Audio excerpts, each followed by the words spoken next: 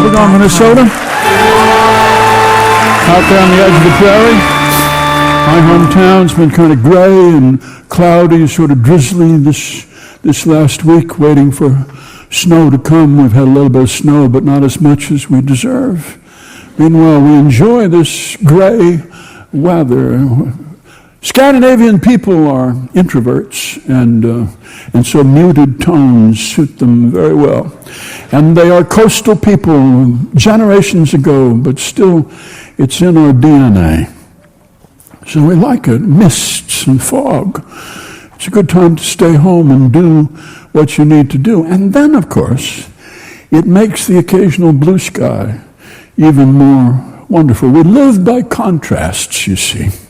That's the secret of happiness, that things are better now than they were last week. That's what we look for in Lake Wobegon. We can't have a steady run of good luck. And we're able to complain about gray weather, which is a bonus to complain about something that you enjoy. It's a beautiful thing. It's like rich people complaining about higher taxes. It's like a beautiful woman complaining about being self-conscious. We enjoy this weather and we get to complain about it. And complaint is something that we do very, very well. Mrs. Hanson emptied her change jar on her kitchen counter. She does this once a year. Her mother did this for years and years. Every year she'd empty the change jar, and she took it down to the state bank to put it through the counter, and it came out to $496. And she takes that money, as her mother always did, and she gives it all to somebody, anonymously, except for Luann at the bank, who has to cut the check. And this year, operating on a hunch, she gave it all to Pastor Liz at the Lutheran Church, and then put a note in, and she said, "This is for you, it's not for the church. Do something good for yourself and know that somebody admires you. P.S. I am not a guy." The Tollards were planning a sort of Mexican fiesta Christmas dinner, and they were going to have a taco bar and a piñata made out of Santa's face. And then their two girls announced that they were coming home from St. Olaf for Christmas break, and they were bringing a classmate from Brazil with them. And when they heard about the Mexican fiesta, they hit the roof. You don't bring a girl from Brazil up to central Minnesota to have tacos. It just doesn't work. She wanted to see an authentic Scandinavian Christmas, so they're going to serve the same pale food that they have despised lo these many years. And as for the lutefisk, they will just leave this up to her to decide for herself and have help ready just in case.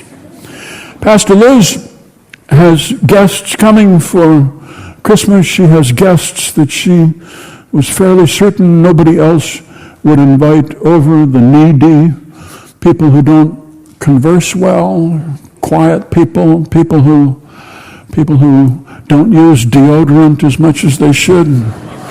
She's inviting Leroy, who is the sexton and who digs the graves in the cemetery, and his wife Naomi. She's inviting Myron, who is the head usher at the church, and who, to the best of her knowledge, has never ever sat down and listened to a sermon in 15 years. He always finds something else to do downstairs. He's busy, and then he comes back for the collection.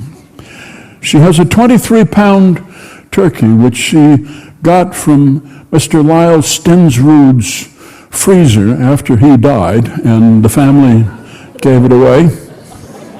So they'll eat a dead man's turkey and have potatoes and squash and pumpkin pie and all of it. And when she got this check drawn on the state bank for $496, she thought about it. And she called up a liquor store in Minneapolis, and she got 2 bottles of Barolo red wine, 1988, and she got a 40-year-old port. And they arrived the other day.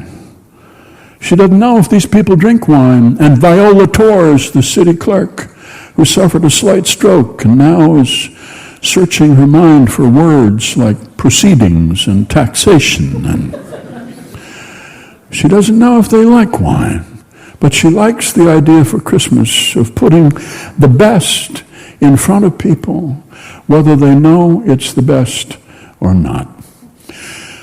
The sun went down at 4:30 every afternoon at this dark time of the year, and off in the distance, if you listened carefully, you could hear people practicing their Christmas carols in the basement of the school. That's the news from Lake Wobegon, where the women are strong, all the men are good looking, and all the children are lovely.